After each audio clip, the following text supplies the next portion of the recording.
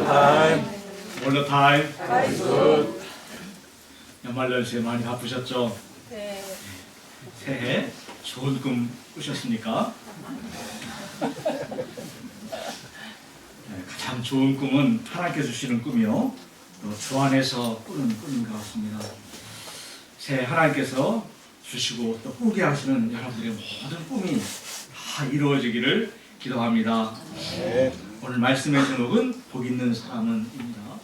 요절 말씀, 2절 말씀 읽고 같이 시작하겠습니다. 시작. 오직 여호와의 법을 즐거워하여 그의 법을 취하고 감사합니다. 걸어가신 주님, 저희를 한 해 동안 눈동자같이 지키시고 보호하시고 사랑하시고 인도하신 것을 감사합니다. 자격 없는 비천한 죄인들, 또 멸망한 죄인들을 긍휼히 여기시고 일방적인 사랑으로 붙드시고 또 새해를 맞아 또 새롭게 하고자 하시니 참으로 감사합니다.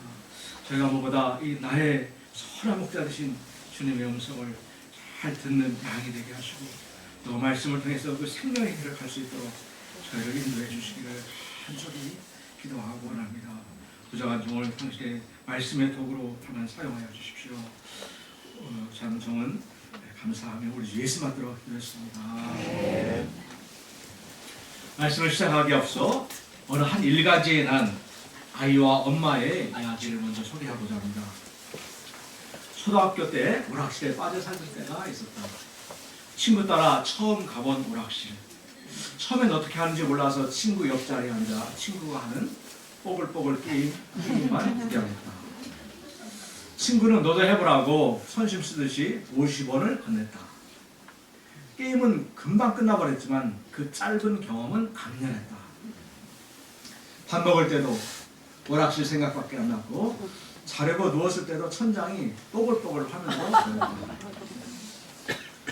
오락실에 들르는 학원에 지각하는 날이 많아졌고 엄마 지갑에 손을 대기 시작했다. 처음에는 100원짜리 한 개를 몰래 꺼내오다가 나중에는 500원짜리를 꺼내올 정도로 대담해졌다. 엄마 지갑에 손을 대는 날이 많아질수록 내 뽀글뽀글 실력은 늘어만 갔고 드디어 왕을 깨기 위한 마지막 단계까지 왔다. 그렇게 학원도 빼먹고 눈에 불을 켜고 왕을 깨고 있는데 누군가 내 어깨에 손을 올렸다. 이 중요한 순간에 누구야? 하고 고개를 돌렸는데 엄마였다. 나는 나라를 잃은 표정으로 고개를 숙였는데 엄마는 내게 500원을 주시며 몇 판만 더 하고 와. 한 말씀을 남기고 오락실을 나가셨다. 알고 보니 오락실 주인 아주머니와 우리 엄마는 잘 아는 사이였고 아주머니께서 우리 엄마에게 말씀하신 것 같았다. 나는 겁먹은 얼굴로 집에 갔고 온 가족이 둘러앉아 저녁을 먹을 때까지 엄마는 아무 말씀도 없었다. 저녁을 다 먹고 설거지하고 계신 엄마 옆에 가서 죄송해요, 잘못했어요 하고 목이만한 목소리로 용서를 드렸다. 엄마는 너무 빠져서 하지 마 한마디만 하셨다. 나는 그날 이후 급격하게 오락에 대한 흥미를 잃었다.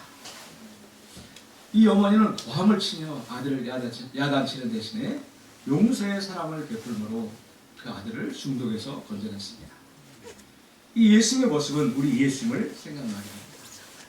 새해는 우리 모두가 세상의 방식이 아니라 신장 말씀대로 예수님의 방법대로 살아내므로 우리 모두가 승리하는 한 해가 될 수 있기를 간절히 기도합니다. 네. 시편은 5권 150편으로 구성되어 있으며 모세의 시로부터 바벨론 포로기까지 거의 1000년에 걸쳐 쓰여진 시들의 모음집입니다. 잠깐 이 구성을 잠깐 보면은 1권, 2권은 왕정 시대로 각각 다윗과 솔로몬 왕정을 다루고 있습니다. 3권은 분열 왕국과 아수르 바벨론에 의해서 각각 나라가 멸망하는 그 과정들을 다루고 있고요. 4권은 여호와의 왕권과 회복의 소망을 다루는 시들. 또 5권은 성전에 올라가는 노래, 바벨론에서 포로에서 회복되어 돌아오는 노래로 구성되어 있고 마지막 146편, 150편은 할렐루야로 시작해서 할렐루야로 끝나는 찬양 시들로 구성되어 있습니다. 절반가량인 74편을 다윗이 지었고 그 외에 다양한 저자들이 있습니다. 다음 주십시오. 주제별로는 찬양의 시, 탄식의 시, 감사의 시, 지혜의 시 여러 종류로 나뉩니다. 무엇보다 시편은 기쁠 때, 슬플 때, 억울할 때, 도움이 필요할 때 등 모든 인생의 상황에서 우리에게 참다운 위로와 힘을 주는 책이며 하나님의 백성들을 진정한 행복으로 인도하는 책입니다. 그 중에서 오늘 시편 1편 말씀은 시편 전체의 서론에 해당되는 서시입니다. 새해 우리 주님께서는 오늘 말씀을 통해서 우리를 진정한 행복의 세계로 초대하고 계십니다. 파트 1, 악인의 길에 서지 아니하고 1절을 보십시오. 같이 한번 읽어보시겠습니다. 시작. 복 있는 사람은 악인들의 길을 따르지 아니하고 죄인들의 길에 서지 아니하며 거만한 자들의 자리에 앉지 아니하고. 우리 개역 성경은 서술형으로 복 있는 사람은으로 시작하고 있지만 공동 번역은 복되어라, 악을 꾸미는 자리에 가지 아니하고 죄인들의 길을 거느지 아니하며 조사하는 자들과 어울리지 아니하고로 되어 있고, NIV 성경도 Blessed is the one 이렇게 되어 있습니다. 이는 이 시를 읽고 듣는 사람은 이미 하나님의 복을 받은 복된 사람임을 말해주고 있습니다. 마태복음 5장의 팔복에서도 복되도다 심령이 가난한 사람은 으로 시작하고 있습니다. 우리 인생들을 향한 하나님 아버지의 마음은 정죄와 심판이 아니라 긍휼을 베풀어 주시고 또 복을 주시기를 원하시는 하나님이십니다. 민수기 6장 24, 26절에서는 이러한 아버지 하나님의 마음이 잘 드러나 있습니다. 여호와는 내게 복을 주시고 너를 지키시기를 원하며 여호와는 그의 얼굴을 내게 비추사 은혜 베푸시기를 원하며 여호와는 그 얼굴을 내게로 향하여 사 평강 주시기를 원합니다. 시편 저자는 먼저 이 하나님의 복을 받은 사람들이 소극적으로 하지 말아야 할 세 가지를 먼저 언급하고 있습니다. 첫째는 악인의 꾀를 따르지 않는 것입니다. 악인이란 원어적으로 법정에서 유죄 판결을 받은 자로 하나님의 율법 앞에 죄인으로 드러난 자, 곧 하나님은 없다 하고 자기 마음대로 살아가는 불신자들을 가리키며 꾀는 충고나 조언을 말합니다. 간단한 예들이 뭐가 있을까요? 야, 요즘에 비트코인에 투자하면 금방 수십 배가 오르는데, 이런 친구들의 말에 혹해서 등록금을 몽땅 투자하고 순식간에 빌터터리가 되어버린 사람들, 또 데이트 앱, 채팅 앱들을 통해서 헛된 욕망을 쫓아서 훌라방처럼 이리저리 날아다니는 사람들이라고 할 수 있을 것입니다. 둘째로 죄인의 길에 서지 않는 것입니다. 죄는 표적을 빗나가는 것입니다. 이는 하나님의 뜻에 따라 살지 않고 자기 마음대로 사는 사람들로서 앞에 나온 악인과 같은 말입니다. 길에 서는 것은 그들의 삶의 방식이나 습관대로 행하며 같은 길을 가는 것입니다. 셋째로 오만한 자들은 자신을 높이는 자요 하나님과 하나님을 믿는 자들을 조롱하고 무시하는 자입니다. 자리에 앉는다는 것은 이들의 습관과 생활 방식에 같이 굳어져 버린 것을 말합니다. 창세기 13장의 롯은 하나님의 약속의 말씀과는 무관하게 당장 눈에 보기에 좋아 보이는 땅, 애국처럼 살기 좋아 보이는 땅을 택하여 갔습니다. 그것은 소돔 가까운 땅이었습니다. 니어 소돔 이렇게 되어 있습니다. 그는 14장으로 가면 그는 소돔성 안에 인 소돔으로 되어 있고요. 살고 있다가 전쟁을 만나 모든 재물을 빼앗기고 전쟁 포로가 되어버렸습니다. 19장으로 가면 하나님의 사자가 심판하러 소돔성에 갔을 때 롯은 소돔성 문에 앉아 있었습니다. 고대 관습에서 성문에 앉았다는 것은 그 성의 유지가 되었음을 말해줍니다. 그는 삼촌 아브라함과 같이 신앙생활을 출발하였지만 점점 더 세상 속으로 멸망의 도시 중심부로 들어간 것입니다. 결국 그는 아내와 모든 소유를 다 잃어버리고 부끄러운 열매만 맺게 되었습니다. 그가 소돔 가까이 살면서 실제 그 도시의 타락상을 보았을 때, 또 삼촌 아브라함으로 인해서 구사일생으로 살아 돌아왔을 때 돌이켰더라면 한 생각을 해보게 됩니다. 한국 시리즈를 3번이나 우승하고 통산 1384번의 우승을 한 김성근 야구 감독이 인생은 순간이다 한 책을 펴냈는데, 그는 순간의 결정과 행동이 축적되어서 인생이 된다고 했습니다. 그는 무수히 실패하고 시행착오를 겪을지라도 회개하고 새롭게 시작하면 마침내 새로운 길이 열리고 새로운 인생을 살 수 있다고 하였습니다. 잠언 24장 16절 말씀도 대저 의인은 7번 넘어질지라도 다시 일어난다고 하였습니다. 파트 2 오직 여호와의 말씀을 즐거워하여 2절을 보십시오. 우리 같이 한번 읽어보시겠습니다. 시작. 오직 여호와의 율법을 즐거워하여 그의 율법을 주야로 묵상하는도다. 공도 말에게서는 이 부분을 복되어라. 야훼께서 주신 법을 낙으로 삼아 밤낮으로 그 법을 되새기는 사람으로 번역하였습니다. 여기서 묵상하다는 촛불을 켜놓고 명상하듯이 조용히 말씀을 생각하는 그런 것이 아닙니다. 묵상하다의 원어인 하가는 사자가 먹이를 움켜쥐고 오르렁거리는 소리라고 합니다. 보통 강아지가 큰 뼈다귀 하나를 받으면 어떻게 합니까? 재빨리 방해받지 않을 한쪽 구석으로 달려가서 물어뜯고 핥고 씹어먹고 합니다. 또 잠깐 다른 곳에 갔다 와서도 또다시 가서 이리저리 뼈다귀를 굴리며 뜯어먹습니다. 심지어 주인이라 할지라도 이때 가까이 가면 으르렁대며 물어버립니다. 구약시대에는 오늘날처럼 성경에 보급되어 있지 않기 때문에 제사장이 읽어주는 그 성경 말씀을 듣고 마음에 부딪혀오는 그 한마디 말씀을 잊어버리지 않고자 반복하여 소리를 내어 되뇌이면서 감수하였습니다. 길을 걸을 때든지 앉아있을 때든지 기도를 들을 때에도 계속 되뇌면서 마음에 그 말씀을 새기는 투쟁이 묵상이었습니다. 이는 마치 소가 처음 먹은 거친 폿잎을 꺼내어서 어금니로 잘게 부수고 또다시 꺼내어 삼키고 위가 여러 개 있어서 끄집어낼 수 있게 되었습니다. 또다시 꺼내어 되새김질함으로 마침내 그 양분을 온전히 흡수한 것과 비슷합니다. 이 소를 혹시 못 보실 분이 있어서 동영상을 준비했습니다.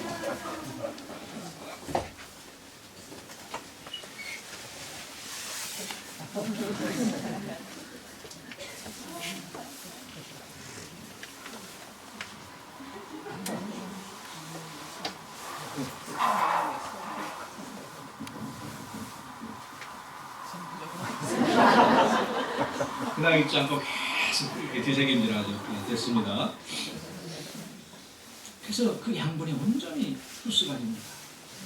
이처럼 하나님의 말씀도 처음엔 밋밋해 보이지만 이렇게 묵상할 때 맛이 느껴지게 되고 달콤하고 향긋하여 침이 고이게 하고 삼켜져서 흡수가 되고 혈관을 타고 들어가서 영혼에 새 힘을 불어넣어주게 됩니다. 이러한 묵상을 유진 피터스는 이 책을 먹으라 라고 표현하였습니다. 그는 많은 현대인들이 자신의 지적인 목적을 위해서나 의무적으로 성경을 읽고 공부하는 오류를 금한다고 했습니다.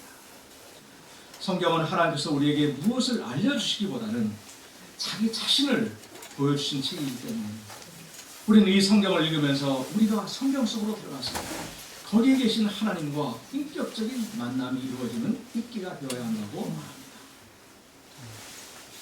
그분께서 말씀하신 것이 우리 삶 속에 받아들여지고 그 리듬과 이미지가 기도의 실천, 순종의 행위, 사랑의 방식이 되도록 해야 한다고 하였습니다. 그리고 그것은 중세 카톨릭 수도원의 거룩한 독서 렉시오 디비나의 전통과 연결되어 있다고 했습니다. 잠깐 소개를 하면 거룩한 독서는 4단계로 이루어지는데 첫 번째는 본문을 정독하는 것입니다. 둘째는 본문을 묵상하며 그 말씀이 자연스럽게 마음에 스며들게 하는 것입니다. 셋째는 그 말씀을 기초로 현존하시는 하나님께 자연스럽게 기도를 드리는 단계라고 했습니다. 이 기도를 통해서 비좁은 나의 세계로부터 나와서 드넓은 하나님의 세계로 나아가게 됩니다. 이는 우리가 하나님을 자각하고 그 하나님의 차원에 맞는 존재가 되도록 자아를 잘라내고 제거하는 행위라고 했습니다. 넷째는 읽은 말씀, 내면화된 말씀을 삶에서 살아내는 것입니다. 이는 앞에 3단계와 달리 우리가 의식적으로 하는 일이 아니라 그냥 일어나는 하나님의 선물이라고 했습니다. 우리는 막 순종하면 막 인상을 쓰고 해야 될 것 같은데 그냥 일어나는 선물이라고 이렇게 말하고 있습니다.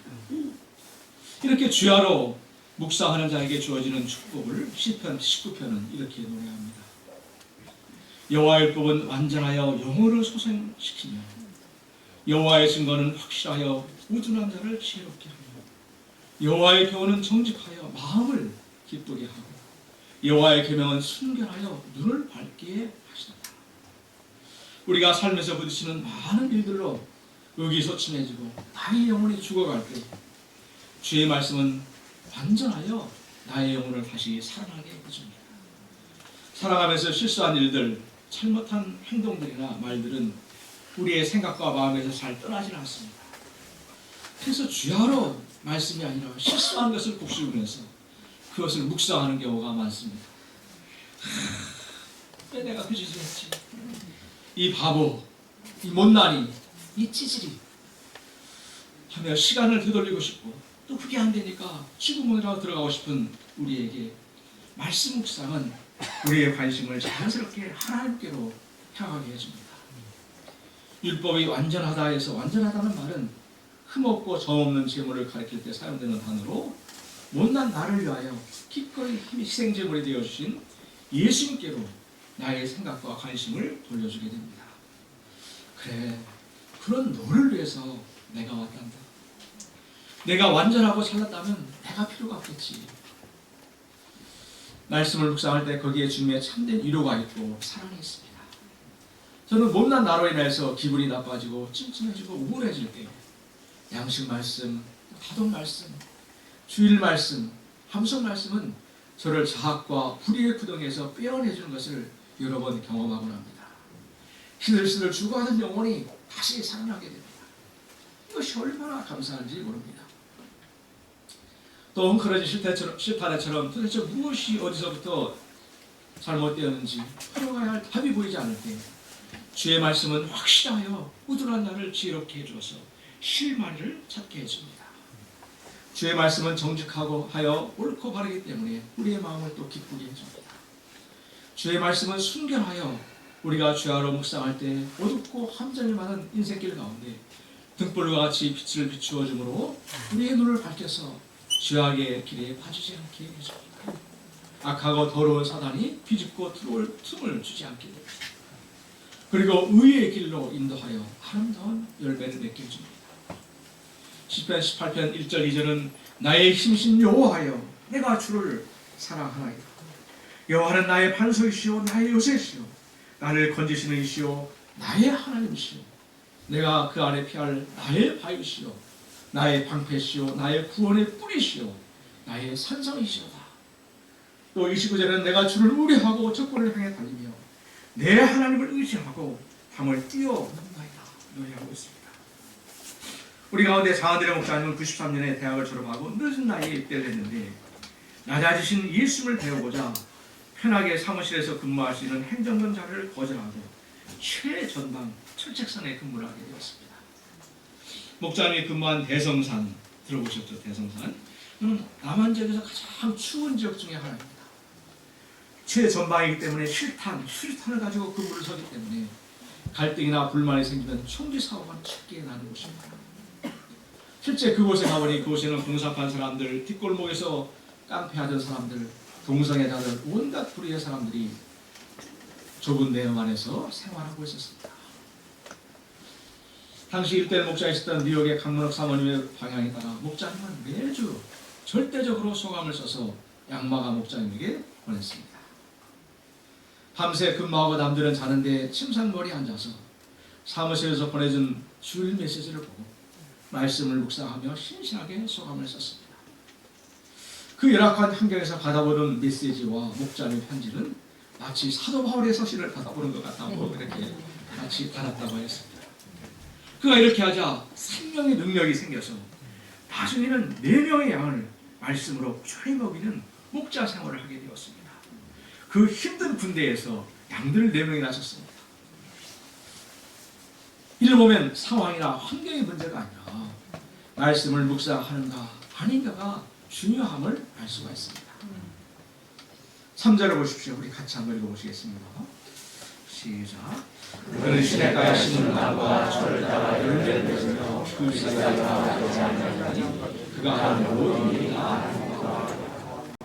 시편 저자는 이렇게 묵상하는 자의 복을 시냇가에 심은 나무의 복으로 말하고 있습니다. 똑같은 나무라 할지라도 광야에 심기운 나무는 말라 비틀릴 수밖에 없지만 시냇가에 심은 나무는 철을 따라 저절로 열매를 맺게 되고 그 잎사이가 늘 싱싱합니다. 이는 바로 뿌리를 통해서 신선한 물과 영양분이 끊임없이 공급되고 있기 때문입니다. 말씀을 주야로 묵상한 자는 그 생각과 내면의 뿌리가 하나님의 말씀에 내려져 있기 때문에 하나님으로부터 온갖 좋은 것들을 공급받게 되어 인생의 아름다운 열매들이 저절로 맺히게 되고 그가 하는 모든 일이 다 형통하게 됩니다. 여기서 형통은 단순히 하는 일마다 성공하고 잘 되는 것을 말하지는 않습니다. 성경은 도리어 의인은 고난이 많다고 하였습니다. 불의한 세상은 하나님의 말씀대로 살고자 하는 의인을 가만히 두지 않기 때문입니다. 창세기 39장 2절은 요셉에 대해서 이렇게 말하고 있습니다.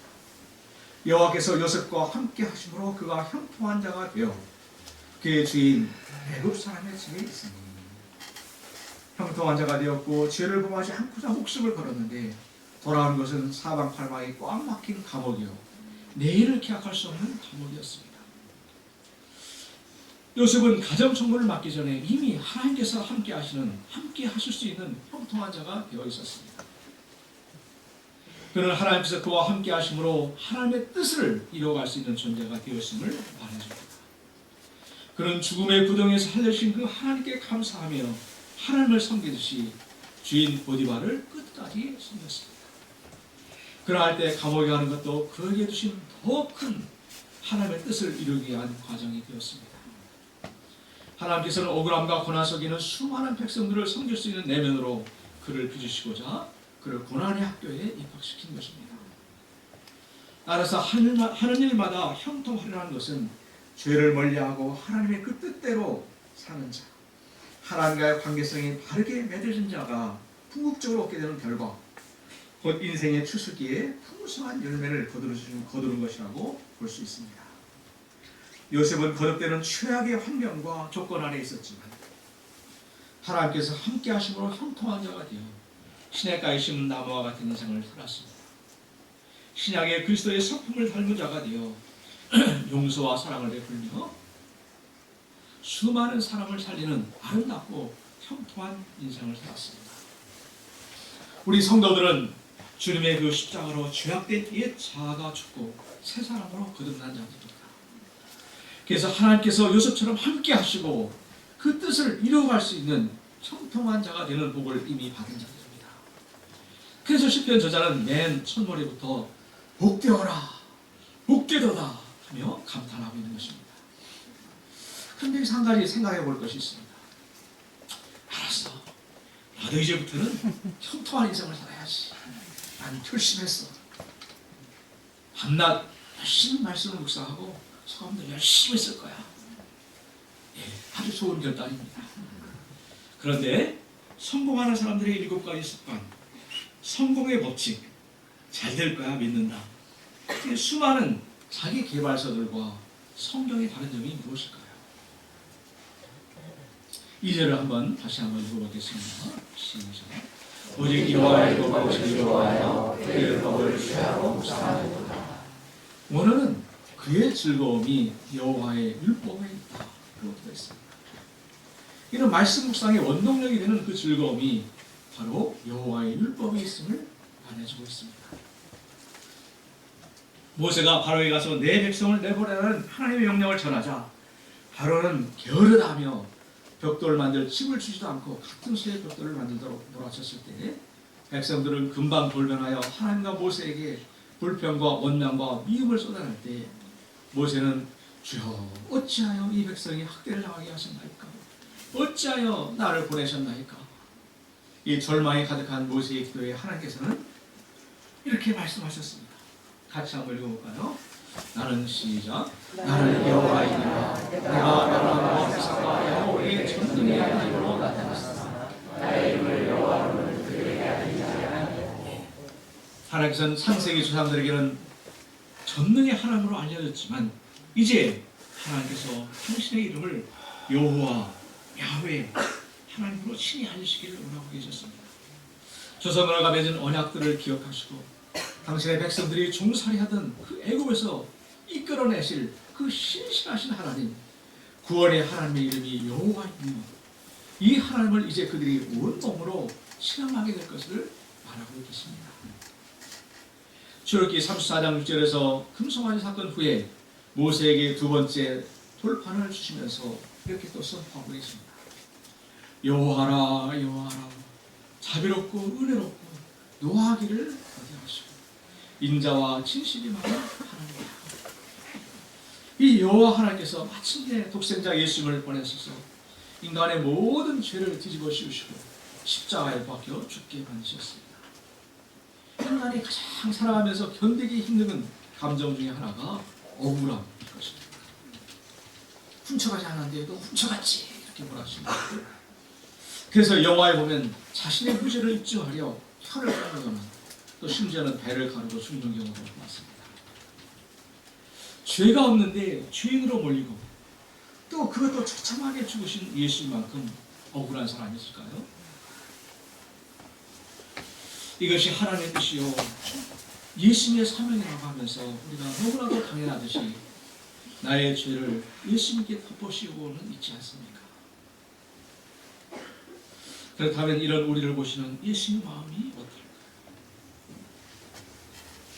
지난주 시편 말씀과 같이 모든 좋은 것을 우리에게 주시기 위하여 예수님은 그 모욕의 자리, 억울한 자리, 죽음의 자리에 기꺼이 서셨습니다. 이 주님을 생각할 때 절로 머리가 숙여지게 되고 내 멋대로 하고 싶은 교만한 마음을 느끼게 됩니다. 내가 주인된 자리에서 내려와서 나의 가장 높은 자리, 가장 깊숙한 자리를 예수님께 감사와 경외함으로 내어드리게 됩니다. 자기 개발서를 읽는 것은 내가 주인이 되어 있는 거지만 하나님의 말씀을 묵상하며 읽는 것은 주님의 발 아래 무릎을 꿇고 그의 음성을 듣는 것이라고 말할 수 있습니다. 온 세상의 주인 되신 주님께서 인생들을 구원하시는 그 아름다운 스토리에 비천한 내가 들어가서 참여하는 것입니다. 그 속에 내가 존재하는 이유, 내가 살아가는 이유가 있습니다. 즐거워하고 애통하고 기뻐하고 소망하는 이유가 이 주님께 있습니다. 이 주님과의 말씀을 통한 인격적인 만남과 교제에 시편 저자의 즐거움이 있었습니다. 처음 소개해드리는 스토리에서 아이가 게임에서 맛본 즐거움은 중독을 일으킬 만큼 강렬한 것이었습니다. 그런데 그 즐거움을 아무것도 아닌 것으로 만들어버린 것은 더 크고 놀라운 어머니의 용서와 신실한 사랑의 힘이었습니다. 어머니로 받은 그 은혜와 감동이 그 중독을 이기게 한 것입니다. 오늘날 우리가 살아가는 이 세상은 눈과 귀를 잠깐 즐겁게 해주는 것들로 가득 차 있습니다. 그 아이들은 모두 1차원적인 것들로 몇 분이 지나가지 않아 다 사라져버립니다. 그러나 말씀 묵상을 통해 나의 여호와 하나님께서 삶 속에 들어오셔서 깊은 관심과 사랑으로 나를 돌보시고 인도하심으로 그 살아계심과 은혜와 영광을 드러낼 때 느끼는 감동과 즐거움은 3차원적인 즐거움입니다. 몇 날 며칠 몇 달이 가도 사라지지 않습니다. 어려운 현실과 고난을 해치고 이길 수 있게 해줍니다. 무대를 정면퇴임하면서 좀 더 쉬고 싶은 마음과 함께 한편으로는 아직 건강한데 할 일이 없게 되면 어떡하나 하는 염려가 같이 들어왔습니다. 현재 과를 선택하는 것도 서재임수 목사님과 같이 목자 생활을 하고 싶은 마음 때문이었는데 환자를 보지 않는 과이기 때문에 앞길이 좀 막막해 보였습니다. 그런데 지난해 4월 현재 병원에서 과장으로 한 제의가 들어오게 되었고 거리가 좀 먼 것이 마음에 걸렸지만 하겠다고 했는데 5월이 지나면서 원장으로 제의가 바뀌게 되었습니다. 기쁜 마음보다는 반장도 제대로 해본 적이 없고 환자들도 보지 않은 제가 어떻게 병원 전체를 책임질 수 있는 원장을 할 수 있을까 하는 마음에 주님 제가 어떻게 해야 합니까? 기도하게 되었습니다.